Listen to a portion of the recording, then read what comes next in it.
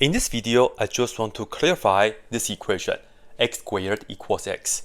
Because in one of my YouTube shorts, I solved this equation and I first did this. I just divide both sides by x. So the left hand side will give us x, and the right hand side will give us 1. And then I cross it out.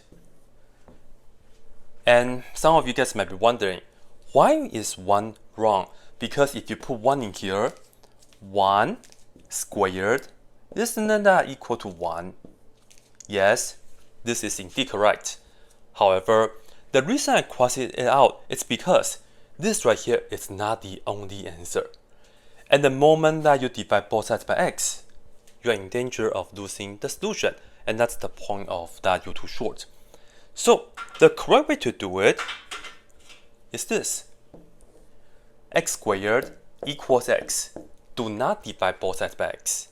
Instead, subtract x from both sides. You get x squared minus x is equal to 0. And then you factor out an x from here. So you get x times x minus 1. That's equal to 0.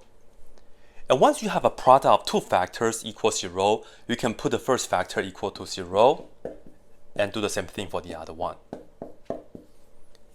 X equals 0, the x right here is isolated, so you're done for that. But for this, add 1 both sides, x is equal to 1. So as you can see, you actually have two answers. When x is 0, you can put 0 in here. 0 squared, do we get 0? Yes. So this is indeed a solution. When you put 1 in there, 1 squared, do we get 1? Yes. So when you are solving an equation, you have to provide both solutions. That's why this right here is wrong in the sense that we lost a solution because we divide both sides by x. Could you have done the following though?